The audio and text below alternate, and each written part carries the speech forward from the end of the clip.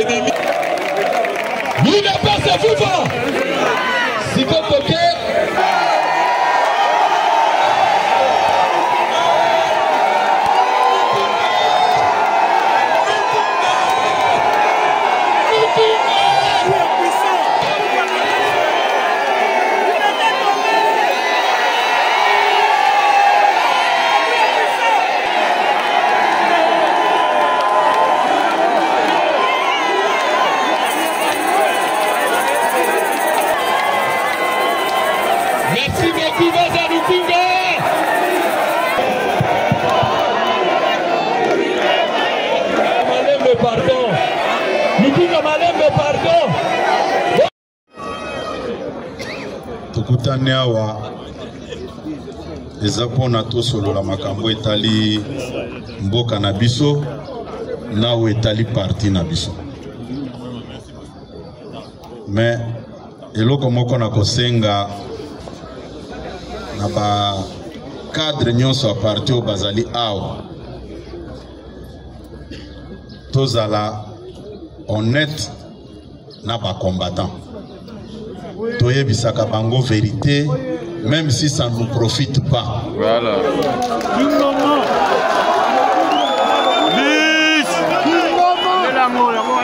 IDPS viva.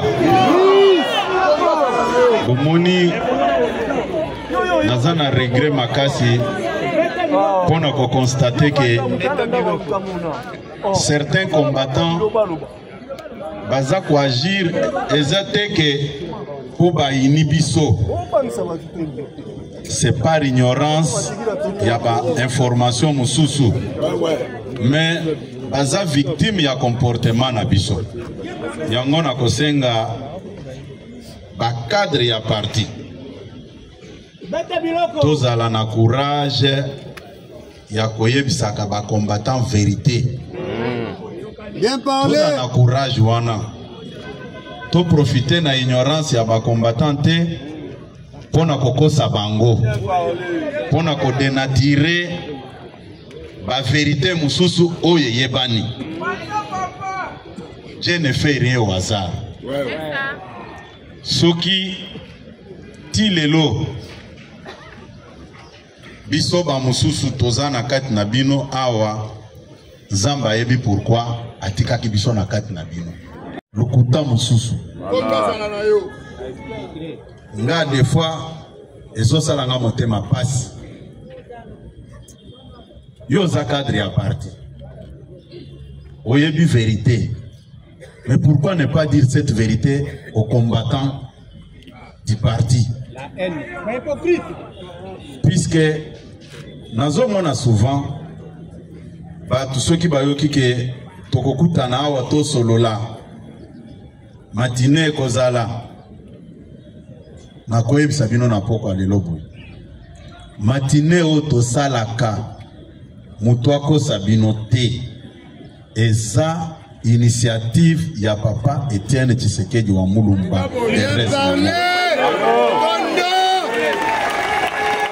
Mutu akosa bino te. Pona nini papa Etienne Tshisekedi a instituaki cadre oyo ya matinée politique. Politique ya nuisance, diabolisation, haine et bandit les lotés. Boza kolandanga malamu. Politique wana et pendant nango exista du vivant ya papa Etienne Tshisekedi wa Mulumba. Po bato bayesika bazolo banini. Tango tozalaki na pouvoir te bolingo ezalaki na kati na biso. Je vous dis que c'est faux et archi faux. batu ndenge boza komona bango boy o bazo sala lelo babanda yango kala IDPS viva. Je ne me rappelle pas un seul instant ndenge boyaka awa. À un moment donné, na sala ka ba intervention ya ko stopper batu mususu ko gangela bango ke non auto yepona ko finga mutu te. Mais ngai naza surpris et ekobangi sangelo komoko tepe ko lembi sangate. Amen. Alléluia. Parce que nayebi naza compté parmi ba anciens ya parti oyo. Merci. O bazana maboko pembe. Mais to falsifier histoire te.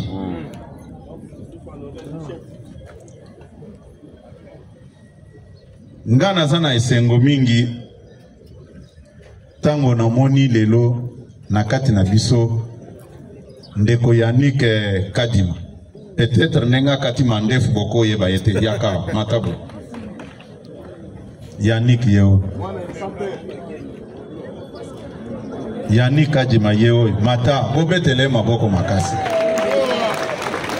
Mais comme azana mandefu te moyen bo découvrir ye na ebika ke longi na ebozo mona yango très bien. Mais asalaka témoignage ya oui, mais azana semence ensemble parce que azongeli place asalaki mabe pona ko pesa vérité ya likamonenge ezalaki. Nyoso wana kaka banani biso ba cadre. C'est un innocent azaki nae mais baye ko contacter moyennant $20 pona ko bebisa image ya mutu. Vous allez comprendre que ceux qui n'ont lobaka ke bino ba combattant boza ba innocent, ce n'est pas pour rien. Nayebi mode opératoire ya mutu na mutu. Nayebi yango. Togo kozongela makambo wana te na pesi kaka exemple ya combattant na biso Yannick Kadima kende kovanda. Bozo mona ke musala o papa Tshisekedi asalaki kaka batu pona ba intérêt na bango batu baza ko utiliser méthode moko suicidaire pona ba intérêt na bango baza ko oublier que même ceux qui vont atteindre eloko za koloba. Mais Bible lobi que les bien mal acquis ne profitent jamais. Boza kolanda ngai. Okoki ko nuire mutu. Obebisi lokumu na ye. Po okoma esika songolo. Mais ce qui nous va permettre de okosala eloko moko te. Tozaliao namoni honorable notre ancien ministre honoraire excellence Tony Mwaba na kosenga atele manano.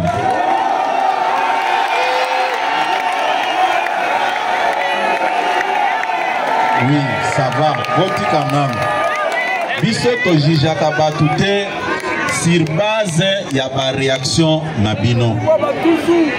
Professeur Tony Mwaba yaka le kabu.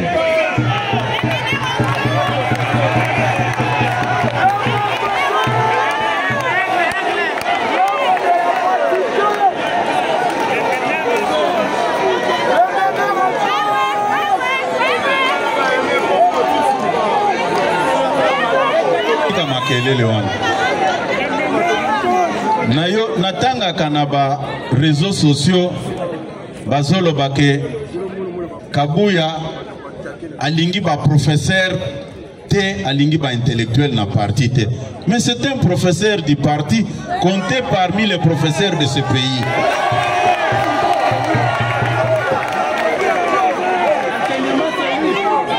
Ceux qui, s'il vous plaît, Ngana bengisi awate pour aza professeur.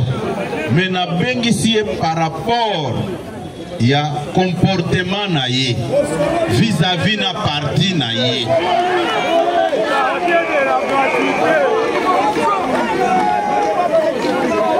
Namonaki nani honorable Augustin Mulumba Kanza. Oui, venez un peu.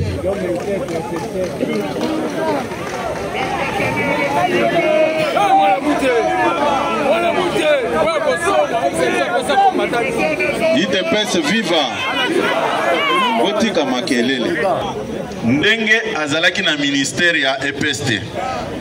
Natikala kotia makolo nanga na cabinet na été.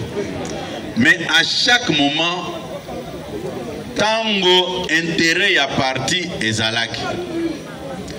Abandozo wa téléphone na ye abengi ngai.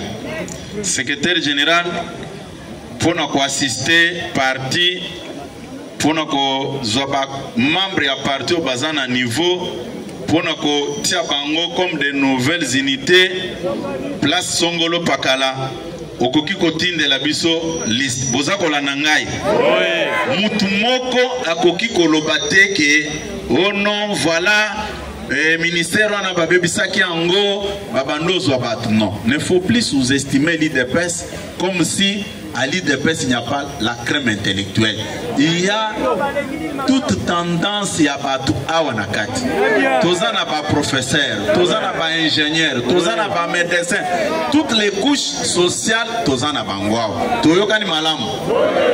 Mais chaque fois tango bandai ko benga ngai na bando kendete na bandai ko talaka ba membre ya parti oyo babandaki ko travailler na ye. Bozakola nangai.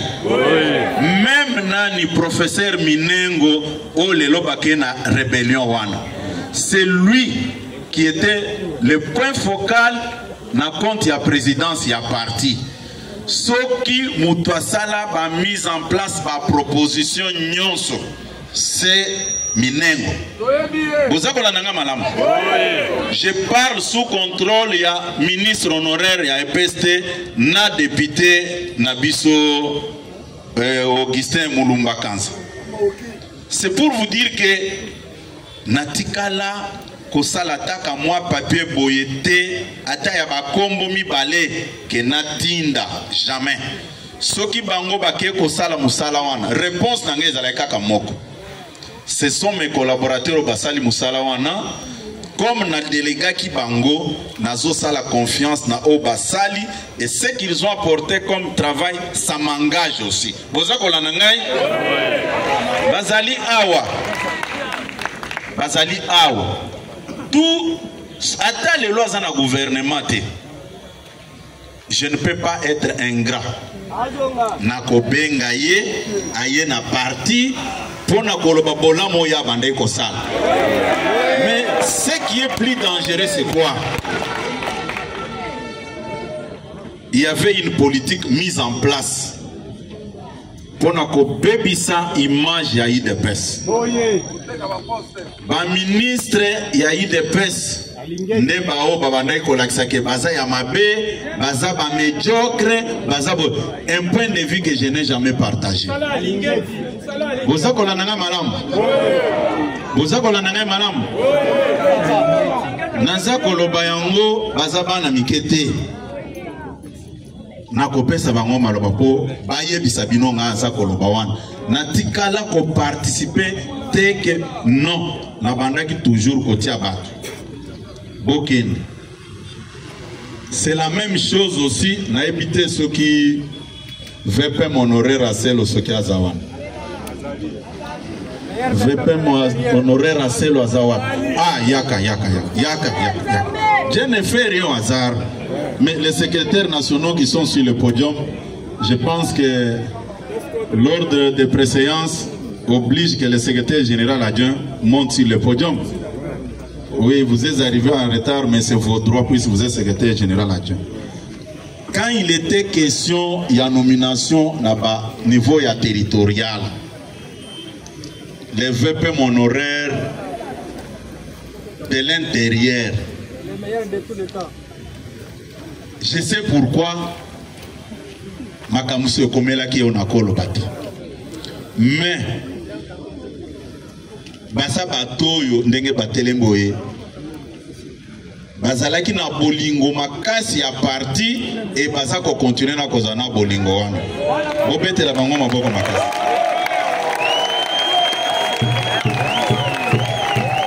Pourquoi Nazolo Babiloko wana? Nazolo Babiloko wana pona nini? Ye tango bazo sala makambo na niveau territorial. Ndenge na uti koloba pona ministre honoraire Tony Mwaba, le professeur. C'était idem encore pour la VPM de l'intérieur. Natikala kotala rapport na bangote. Je pars devant caméra. Contrairement à Babilo Ronyoso Basang Sarabino Bazakoko Sabino, oh non, voilà, et Kabou a positionné Batounaye partout. Jamais. Batounanga et Zabino Batoyi de Pesninga.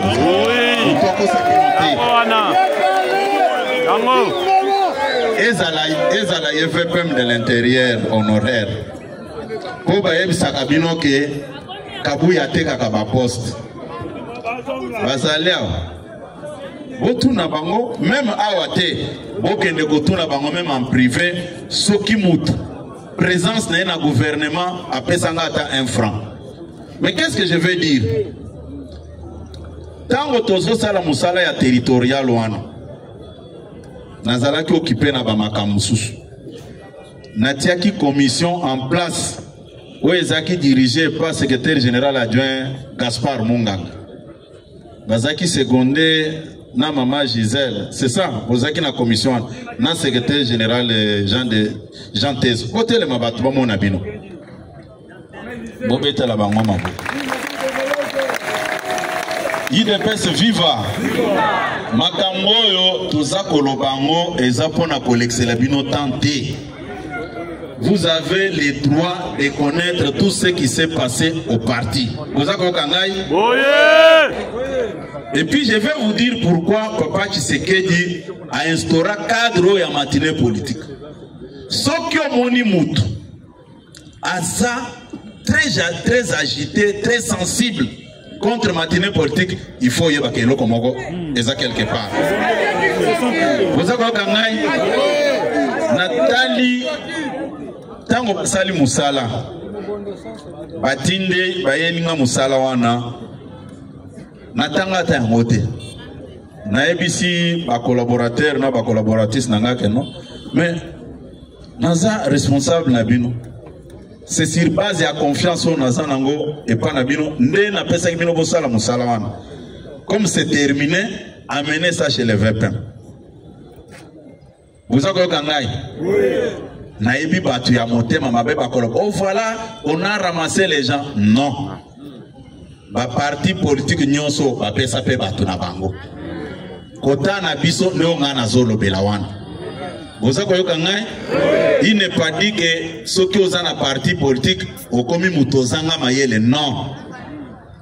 Tango ba memeli VPM honoraire musala wana. Aluki a vérifié pendant si réellement Natalaki Moussalawan. On a répondu que oui, VPM, je fais confiance dans vos collaborateurs, y compris vous. Vous traitez Moussalawan en Nengezak. Tant que vous traitez, tant que vous êtes ici,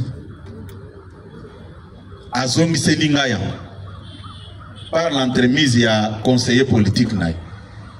À l'objet Sikoyo, tous ici, par toilettage, tous hommes mango. Kuna na kabina mokonzambo na lobby na sina pesa kio kitis nanga ke naza d'accord tout ce qu'on a fait m'engage. IDPS viva. Est-ce Bogota la place wana ke nazwa kita azalia? Il n'est pas dit que je n'ai pas droit de proposer même une seule personne. En tant que la personne qui engage le parti, j'ai ces droits-là. Mais dans la gangote pour ne que Nazana battre belé et Zabino va combattre n'engage pour ça. Musala ngwe kenda. Ndengo na koyebi Sabino na poko le lobo. Ceux qui ont moni bango bazana courage à kokota awa. C'est parce que tango bakoma kiwana ba raisonna kité comment détruire les partis, comment fragiliser les partis pour n'a pas intérêt na bango. Vous savez kangai? Bazali awa. Denge bazali awa va travailler va aider parti. Mais ceux qui et ça n'a pas de comme ça va aider. Ceux qui bazala kawape ba on a évi que va collaborer qui na parti na linga kotanga bango. Vous savez la nangai? Ndeko Peter Kazati avait collaboré avec le parti. Vous savez la nangai? Bato bazaki na gouvernement ba collaborer avec na parti, bazaki biso ba ennemi na bangote. Professeur Tony Mwapa, makambo na zolobo yebi yango bien yebi yangote. Micro. Merci Président Haï, secrétaire général. Na matinée ezali ekambami na yo moko mokonzi, mais je voulais juste confirmer surtout na union sur l'Obamaka par ignorance que pendant les 3 ans au Nazaraki na ministère à EPST, ba dossier nyonso o etali mise en place. Ba dossier nyonso o etala mise en place. Ezalaki géré par une commission, Yabatoyo, secrétaire général à Délégaki. Parmi ces personnes-là, je reconnais, on a cité Minengu, professeur Minengu, je cite encore Eteni Longondo, et puis na honorable Augustin Zalia, Bazalaki Moebele, Menatangi Baowana, Bazalaki Basilisi, rapport et Pesami, Soki, secrétaire général a confirmé, j'ai revenu sur le dossier et puis na endossé Yango, va mise en place et bébé. Donc, nous avons été à la disposition des partis et nous avons servi les partis selon les instructions Yamokonzia parti. Heureusement, Yemoko a témoigné. Je pense que au union sur l'Obamaka, par ignorance, les lots Babotika Bisson à Kimia. Merci.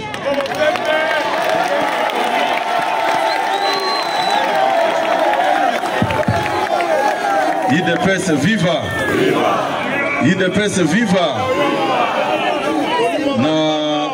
Na kopesa maloba et pas honorable Mulumba Kanza pour aloba pona tangi puisque na bandaki ko délégué yepe na côté ya ba député puisque ça na batu balobaka ke Kabouya gère seul, mais je peux vous dire ce soir, Natikala ko gérer le mon côté c'est jamais.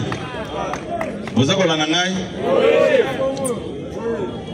IDPS viva! Viva! Viva! Kana lingi lelo topesa Augustin Kabouya mwana buta comme professeur ordinaire. IDPS viva! Bato français balobi boye. Science sans conscience n'est guerre de l'âme. Moutu a science ya mayele yeyo. Très bien. Parce que période de APC biso musala, je suis passé par la 10e rue. Et ça n'a pas combattu mon bazana matricule na grâce à Tony Mwaba. Mamone bako singa awa. IDPS viva. Quand la professeur d'université et ça na classe. Mais professeur na biso université au tozana ye awa. A battre le parti, a perçu sa majorité et ça vous sait Kabou. Kabouya. IDPS viva.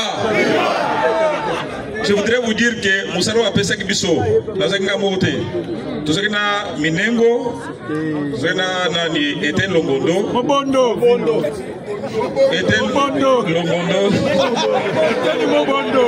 tu n'as biso à parti, baza awa, Di Bolanda Makamboyo, Bakadre Baza Koyeb Sabine. Koyebi ke nalinga kabiloko bozo sala wanate. Bosa l'effort puisque bomoni ndenge nazolo baboye. Nazolo bangona esengote. Botika, je vais vous passer la parole. Botika ba intervenant baloba. ba commentaire na bino na boko sala ngosi, s'il vous plaît. Mes chers combattants, na kenda na ministère à EPST, bato na biso to pesa matricule, ils sont dehors pour le moment. Na yebi moko baza awa. Musala au secrétaire général la pesa ki biso to sala ngo to bano pesa rapport. Tony moi bazaki allait à l'oreille du secrétaire général du parti. Quand on parle du secrétaire général, on parle du parti. Musala nyoso to bano sala to bano pesa rapport. Lelo oyo. Je ne peux pas aller au-delà de ça. Ma cœur m'a récupéré PST. IDPS viva! IDPS viva! Bon, Toyo Kana Malam. Toyo Kana. Oui, c'est un député national. Ayebi pourquoi lobby bongo. Toyo Kani.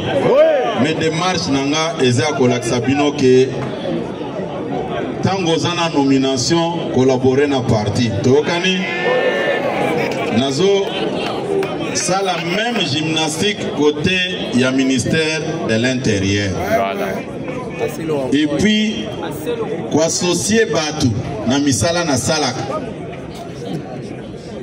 Et ça na tire na ngane na fonctionnaka. Vous avez kangai? Vous avez la nangai? Nazo passer micro et pas VPM honoraire Daniel Asselo, maître avocat. Mais ce qui n'a bingi épée est pour n'aborder dossier mususu ou etaliba fédération na biso na kozonge lango na kopeng sa épée poisonga poto lo bango tokani VPM makambo to lobby ya collaboration on a parti oko confirmer makambo pas ba combattant puisque tieli nga mundu kité pour na beng sa yawa UDPS viva! Président Aïe, merci mingi pour na malobo pesingai. Alors comment omeka kanet obosa na okozinangai on a pour rappeler yo ezali que commission wana ngai pe nazalaki membre na ngo avant d'akene na gouvernement. Donc c'est une raison de plus pour que Oyo to salaka ensemble menatika baninga bazako continuer. Président Nabiso ya commission azalaki SGA Godefroid Chimanga. Ngana iko zala nommé ministre Natika baninga basilisa musala otindele ngai yango. UDPS viva! Viva! Boyebi, bato mususu toza ko comprendre te nini esengeli to sala quand on est en politique. Biso UDPS oyo ekelama na Tshisekedi na baninga na ye. Des dizaines d'années il y a lutte. C'est aussi des dizaines d'années il y a pas chômage. Boyete. Namase oyo ndonge ezali boy. Il y a dans cette masse des docteurs en thèse, des licenciés dans divers domaines et vie nationale. Bongo biso moko to komi na pouvoir. Na régime o ya biso. Secrétaire général Mokonzi nanga otindeli ngai bat liste. Ya bana UDPS o na monaka que bazalaki to baza ko répondre. Na ba critère pour ba gérer mboka o ya biso. Ngana boya. Na salaka yango ndenge na salelaka po na ba congolais mususu ya ba parti politique mususu. Voilà. Donc na tiaki batu oyo liste et permetaka ngai suivant ba critère oyo esengela kipe na ministère oyo ngai. Est-ce qu'il fallait kaka na pesa bato mususu ya ba parti politique mususu pour que bato basepela nazwaka UDPS po biso pe totangi lokola bango boye te soki mpe mokolo mosusu ekomonana UDPS tokosala mosala tozali parti au pouvoir. Merci beaucoup général. UDPS viva. UDPS viva. Nalingi kozongela likambo moko oyo esalaki makelele ebele oyo bato baza honnête te ya koyebisa bakombatant vérité ezosalanga pasi na motema na soni ezosalanga soni po nalobela makambo wana liboso na bino makambo nazoloba nalingaki koloba yango te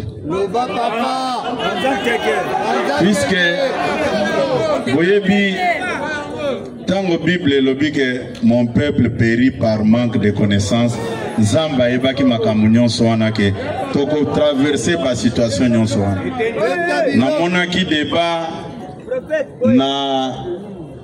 na télévision na ba réseaux sociaux bato baza ko accompagner et salaki nga motema pasi ezate ke po balobela kingai mais parce que namoni bato s'arranger derrière mutu oyo afingaka mokonzi ya mboka tous les jours que Dieu a créé azofinga mama na biso mama Marthe tous les jours mutu wana azofinga na distinguer première dame mais namonaki ba sous-traitance na ye baza ko relayer message na ye en boucle.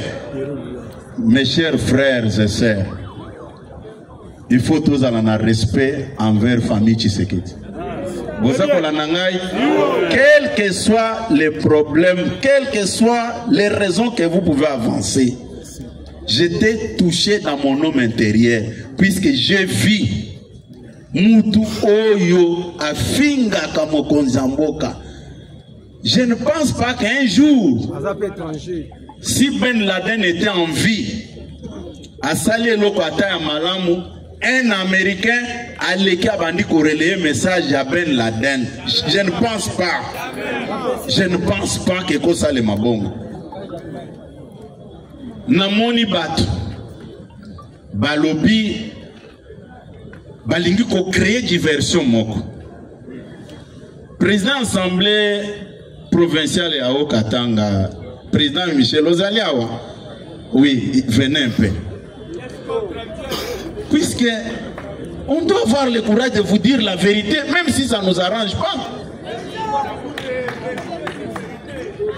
Mes amis de la technique, vous balancez un morceau oyo, il y a Mukoloto, ça qui est élection, pour na kotia ticket na province ya Okatanga na bureau assemblée provinciale s'il vous plaît. Kotia langa morceau wana. Au gouvernorat du Haut-Katanga a pris certes assez de temps, soit environ 5 heures. En effet, tout s'est passé dans une transparence la plus totale avec Augustin Kabouya, secrétaire général de l'UDPS, au contrôle du débat démocratique et en présence de Jacques Chabani et du professeur Chilumbaï, respectivement président de la commission électorale permanente du parti et rapporteur de la CEP, ainsi qu'en présence des autres cadres du parti présidentiel dans le Haut-Katanga.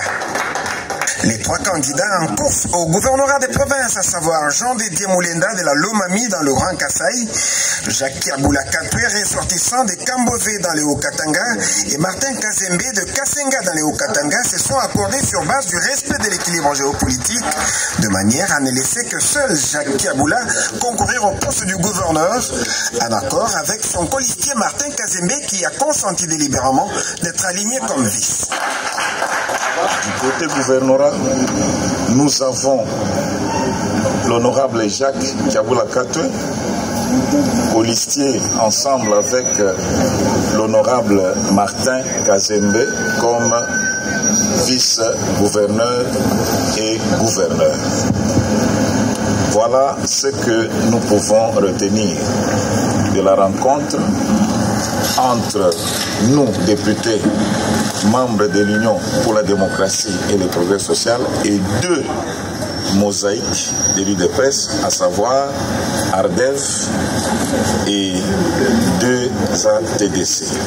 Pendant ce temps, par manque de trouver un compromis entre Joyce Tunda, originaire de Kabylie-Kamwanga dans le Kasaï, et Bobo Maloulou de Kipushi au Katanga, les deux ont été tout simplement écartés de la course au poste du vice-gouverneur. Un autre consensus a été trouvé pour le candidat président de l'organe délibérant du Haut-Katanga. C'est le député Michel Kaboué qui a été plébiscité à cet effet. Par un consensus, l'honorable Michel...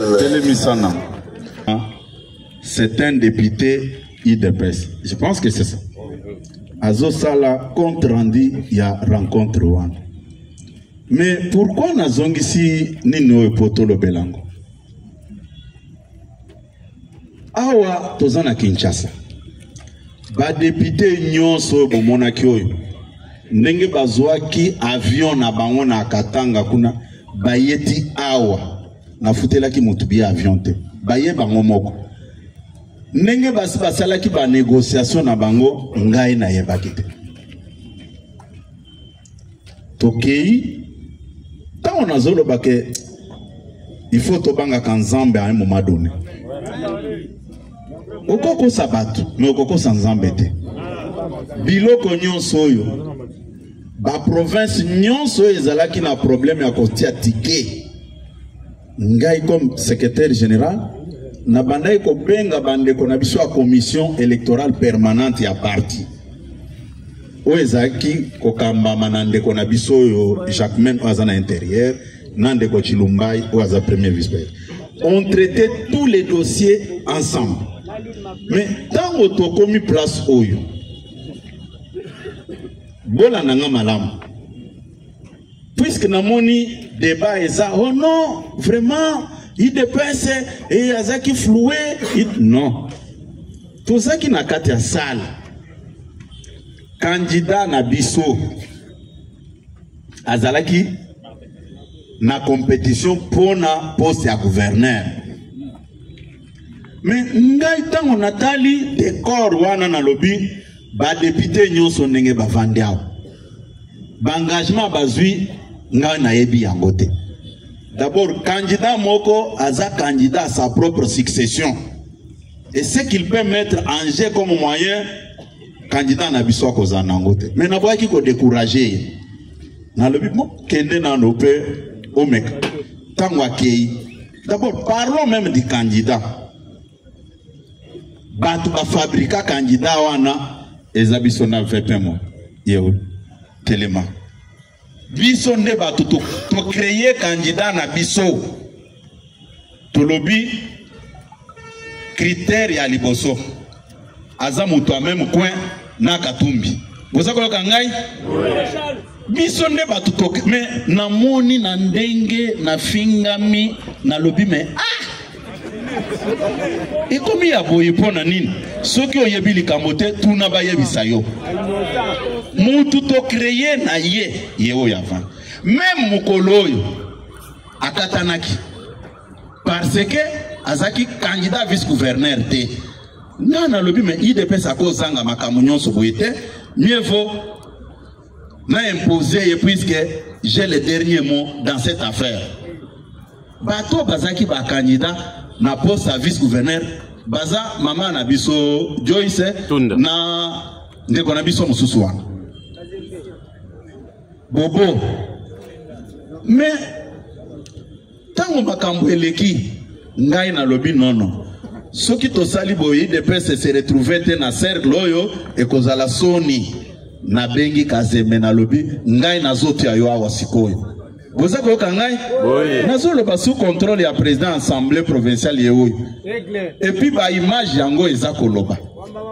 Vous avez nangai mais tant on a moni batu et comme ya kofinga oh non bozela bokomono non parti oyo VPM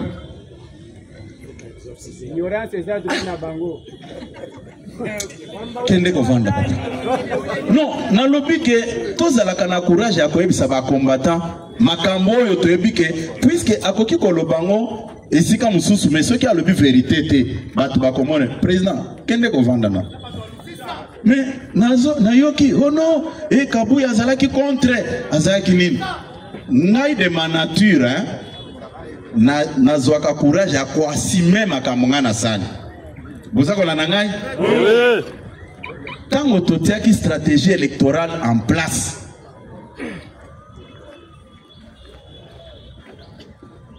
Ndeko Chilumbai asali ba arrêter nyonso wana. Nga na tuni bango na lobi mais ba arrêter au bolobi que ça ba mosaïque ya parti. Mais comment bino kaka moko bino moko na bloc na bino ndebo zui ba mosaïque nyonso parti au biso toujours gérer koto toko zalata na moko te. Oh bon voilà, ça totoye li opé liste arrêté moko. Tango ba pesi ngai. Ngai natali na lobi bon. Côté ya o katanga wana Katumbi azana mazembe. Aza ko s'afficher comme adversaire de taille. Il faut to partager ba voix, to zopé mutu mususu oyo azape na équipe ya Lupopo. Toté bango en concurrence totale, comment ça va marcher. Génial. Et puis na salaki makamangonga mon côté. Je vous épargne d'autres détails. Vous savez qu'on a nangai? À cette époque, de Konabiso VPM honoraire Peter Azalaki déjà Kunazo Salamusa. Et Basali Makamunyon Soanati et Sili. Bozo la nanga malam. Tango Makamango et Sili. Problème nange zali wapi?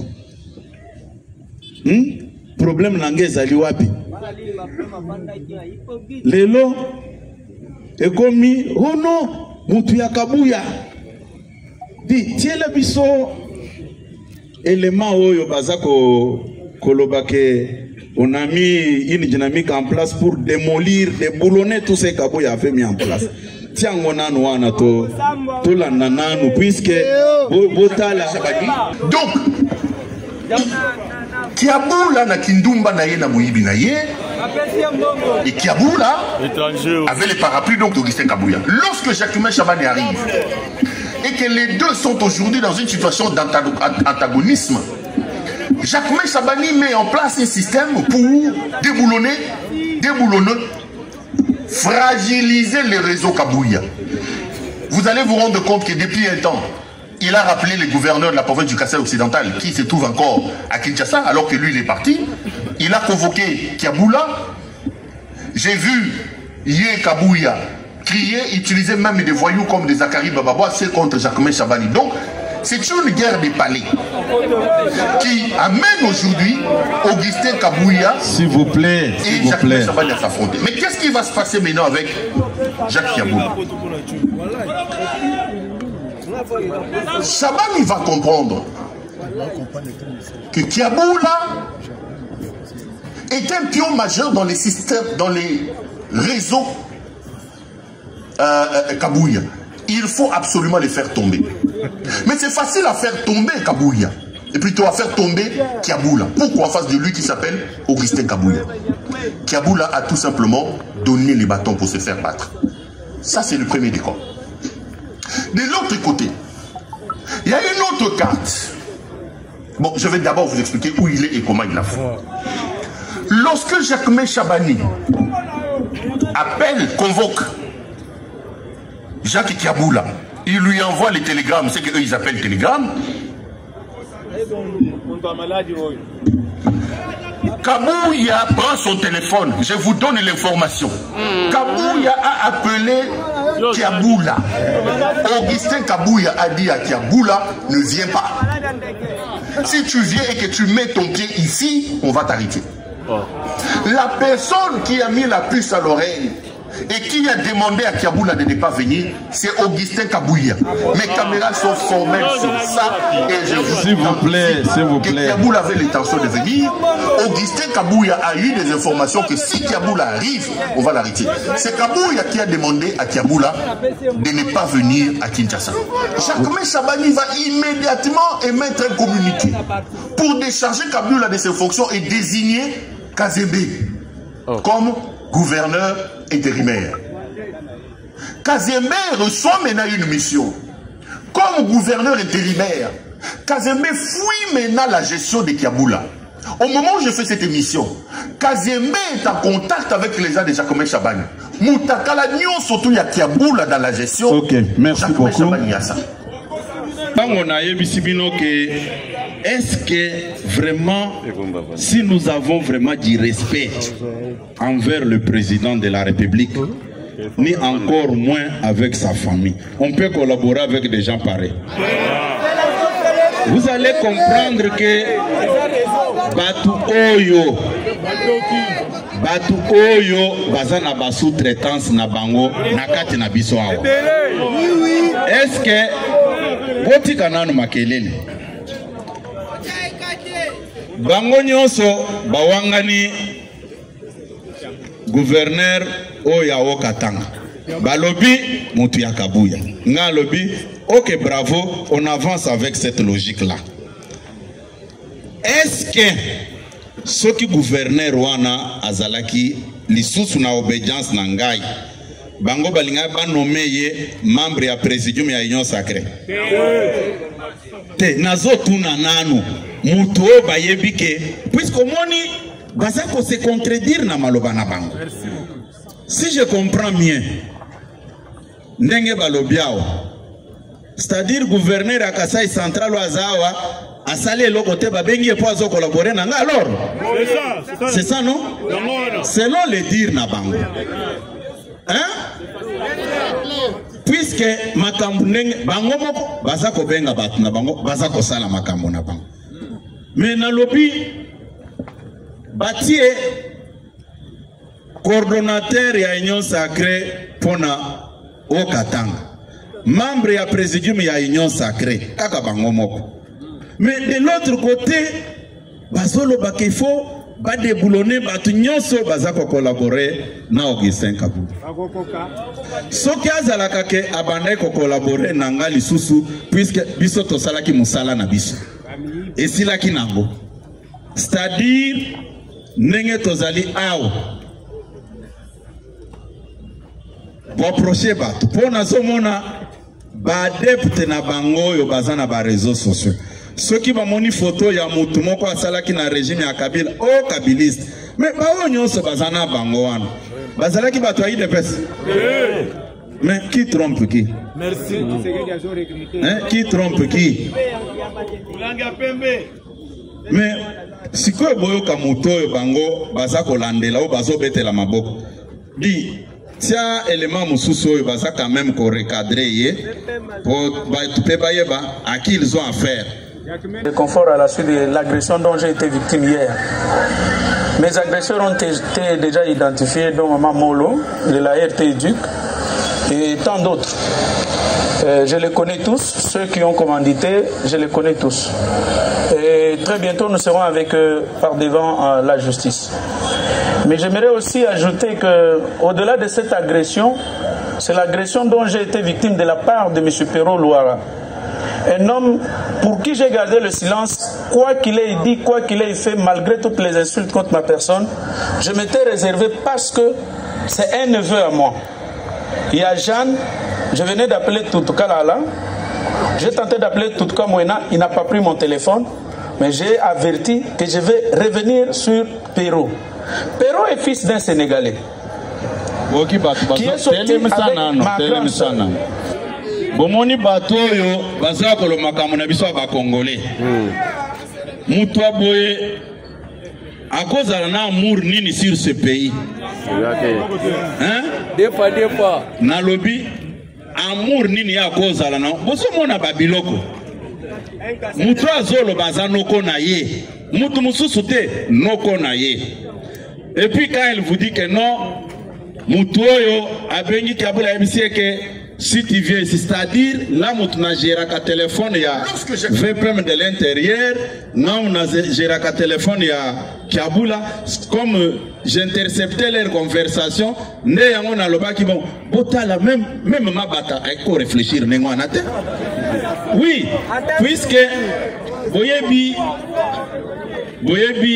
oya zolo boza noko na ye. oyo azoloba aza noko na ye ti élément wana bato balandango mpo bayoka mutu oyo que je vais revenir sur Perrault.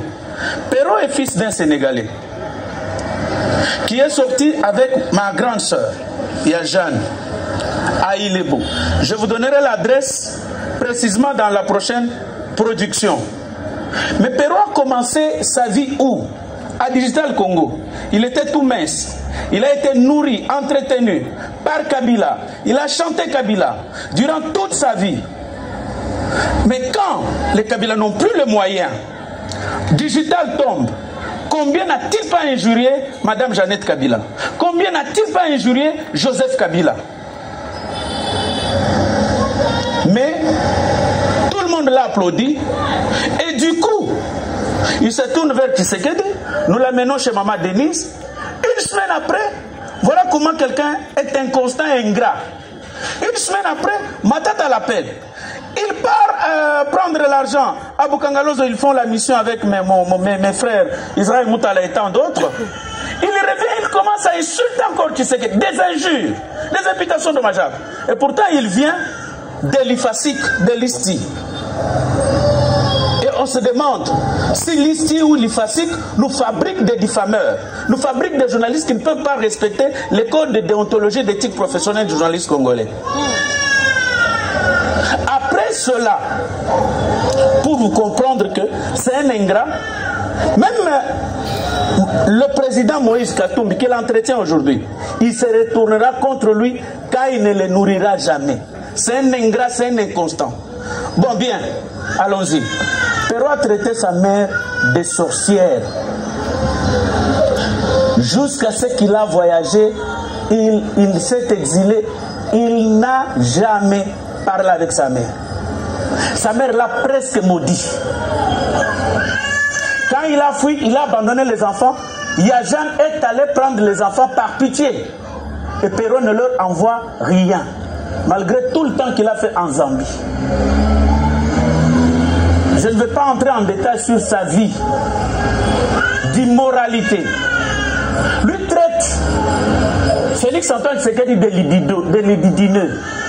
Mais Perrault a couché sa propre sœur sur le lit conjugal. Sa femme les a surpris. Elle a piqué une crise d'AVC. Aujourd'hui, sa femme est paralysée. Oui, telle est sa place. La femme de Perrault est paralysée. Telle est sa one. Avec des gens pareils, Nde Bokomona, Batunabino, ba sous-traitance, Bazako collaborer na bango pour manquer du respect au chef de l'État et à sa famille. C'est très grave. Ismaël. Ce qui moutou déjà, Azo Baloussa, Ndekonaye a commis 6 mois sinaye. Mais c'est cette personne-là, quand il parle, quand il injurie les gens, allez, au bandit qu'on relaye, mais ça. On relaye sous soyot. Vous relayez en haut. IDPS viva. IDPS viva. Batu Oyo. Makamboise Bele. Mais tant ils ont mouké. Tant ils ont mouké. Te Bokovanda Kakate, pardon. Tokosiri sango kaka lelote. Na lingina ye bisabino boye. IDPS viva. Biso comme cadre. Il faut tous avoir courage ya koyebi sabino vérité. Naza koyebi sabino ke tous au courage ya koyebi sabino vérité. Et puis botu na kabiso pe de telle année à telle année. Vous allez kaka na IDPS. Rebelle. Ngai na koyebisa bino ok eza babiloko ya soni toko continuer nango te puisque mutu oyo boyebi comment aza répété na makambo etali immoralité.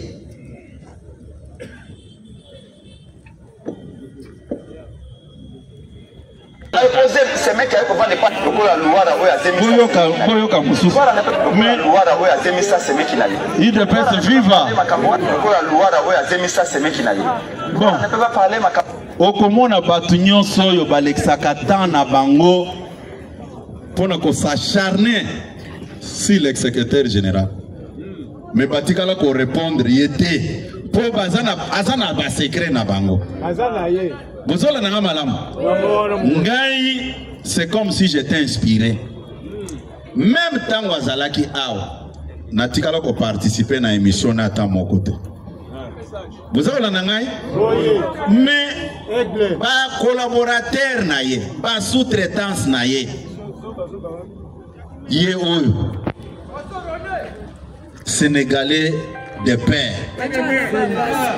Non, maman n'a pas de qu'on a besoin de ça. Aza Sénégalais, mais muto aza ko benge ne bewan. To yebi, ne nazolo bake. Boyoka, oyo quand même ndeko epenga azu courage. Ya ko recadrer. Disons que ça na nazolo manini place wana. Okola luwara oya zemisa semeki na ye. Okola luwara oya zemisa semeki na ye. Luwara ne peut pas parler makambo wana. Et luwara mutu wa zemisa semeki na ye. C'est mutu ya certaines fois na poser semeki ya ko va dépendre yo pesi ezeni yo pesi likundu. Ça va, merci. Bomona batoyo. Bomona makambo. Et puis na kwa Sabino ke s'il vous plaît, il ne peut se vivre. Ngai na kwa Sabino boy. Bokomona kaka bande kona biso wana. Bazo finga. Lelo soki bayoki o mutu boye. Ezala mutu entreprise azo collaborer na secrétaire général a combien ennemi na ba. Ceux qui va qui gouverneur boy a commis ennemi là-bas. Mais nous allons où? Les locaux à la parcelle et à pouvoir. Mais au yebi on zambazo bongsa et pas muto yo olingi ko maltraiter wana. Au cause les lolos en ministre, au convoquer un mandataire au gangelier, au convoquer un gouverneur au gangelier. Mais au yebi on zamba préparer pour na muto wana lobité. Tomi Kitisaka.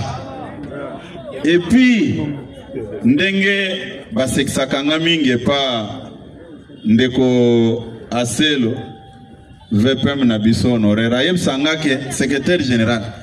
Oyebi avantage na désavantage otozanango na makamboyo. Eza po chef de l'état ayebi biso nyonso. Yosoka ayebi mutu na mutu ndenge na telemaka liboso na bino awa na oti koyebisa bino ke mutu ainitia makambo matinée politique eza papa Etienne Tshisekedi pona nini nasalaki yango après élection en 2007 ekisalamaki na 2007 ezaki prévu na 2006 mais esalamaki na 2007 okay. Bino bozosala politique bobosani kaka siko hein? Wanabute ezaki le 31 juillet 2007 oui nazoyebisa Sabino biloko wana pona nini ndenge tozoya wana bino natikala korenir bino teke bofinga mutu mais bomonaki bandeko mosusu par manque d'argument au lieu bayebisa bino baconvoquer bato baloba ke non eloko boye oyo secrétaire général lobieza lukuta longa ba image wana sava eloko aboyeza lukuta non babengi bato et puis na lobaki awake ngai na kobandolo bapo bato wana bazwa pe bambongo ya ko préparer rentrée ya bana na bango puis ceux qui bazo finga kabuya te bakozwa mbongo ndenge nini ngana koma marchandise ceux qui bafingi te bakopesa bango mbongo te ngana kobando sala ka ba matinée comme ça bande kwa na pe bazwa musala bapesa ka bango mbongo bozakola na ngai puisque tango bango bazo finga ngate bazo pesa bango mbongo te. Il faut pas finir comme ça, pas convoquer bango na ba bureau na bango yo soit boy. Mais ce qui est plus dangereux c'est quoi? Ba komi bango mo ne bazo finga. Mais ce qui bat, oyo baza on a limité. L'avantage est que tout le monde a compris. Naïbsa kabino place au que. Et là, ils ont se pesangé zanini. Parce que les acteurs majeurs, au ba fabrica qui nanga na bango, va paraître au grand jour. Ba lobité, il faut bisomoko tokota na masolo yo, to bunda. Hein? Oui, bah qui n'ont pas le bac mort à côté na terrain. Naï na zako ebi sabino ke. Vous se méfiez na lukuta. Vous se méfiez na lukuta. Boye bisa ba combattant nyonso bazonga na parti na bango. Hein? Bazonga na parti na bango. Ba combattant yani kadima. Na lingi kozongisa makambo wana te. Mais ndenge oza ko insister olobaki ndenge babengisaki yo ngana sina limbisi makambo wana totika yango Nzambe nda kofuta bango voilà yaka wana na ko accorder yo yaka te alobi eloko mutuya na salaki mabe na senga bolimbisi pa ba combattant yaka oui zomi UDPS vivant. Nanaza combattant na bino d'élite. C'est depuis 2010 na siège na biso tozalaki na CA. Mais naye pa na bino bolimbisa ngai liboso. Bon, naye pa ya bino ba combattant lokola ngai. Nandeko na bino Yannick Kadima na banzi boyoki fa na ngai changer te zaka moko. Nazo fuka mepa na bino bolimbisa ngai na kombo Nzambe na trahiraki parti po na lokoso mbongo oyo bakosaka ngai po na salir CG Augustin Kabuya yango wana nafukami na kombo ya Nzambe bolimbisa ngai.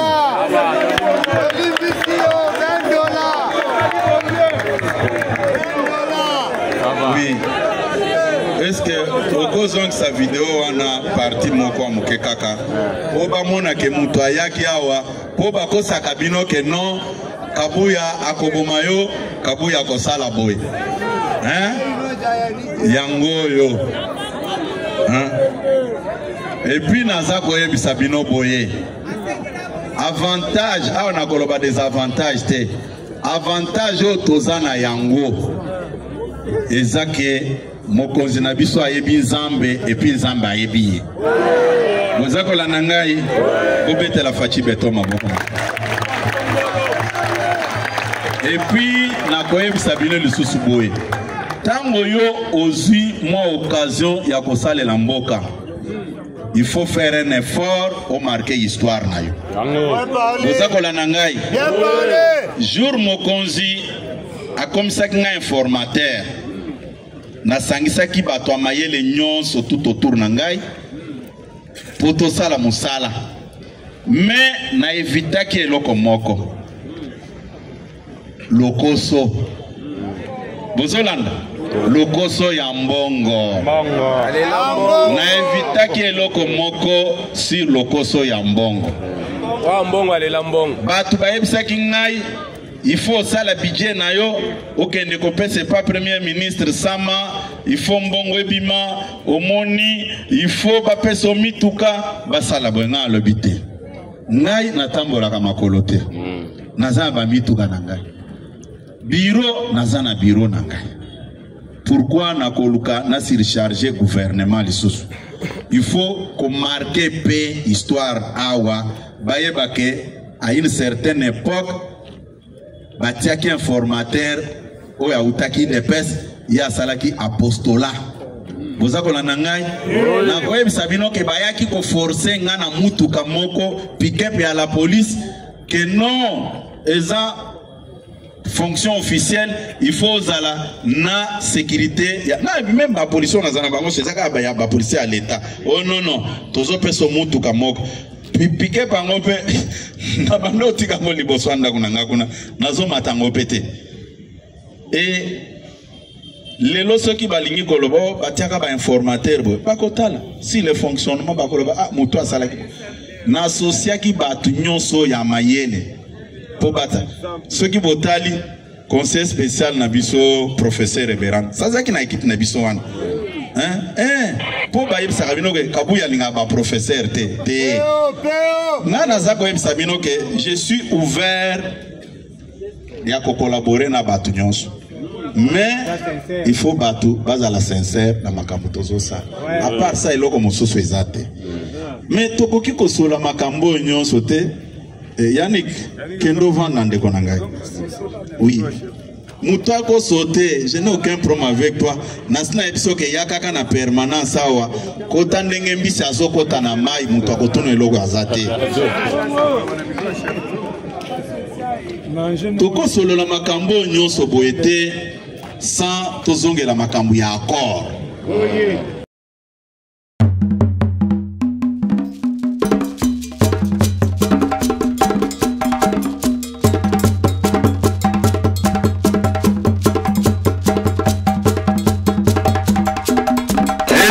Osepeli na fachi beton.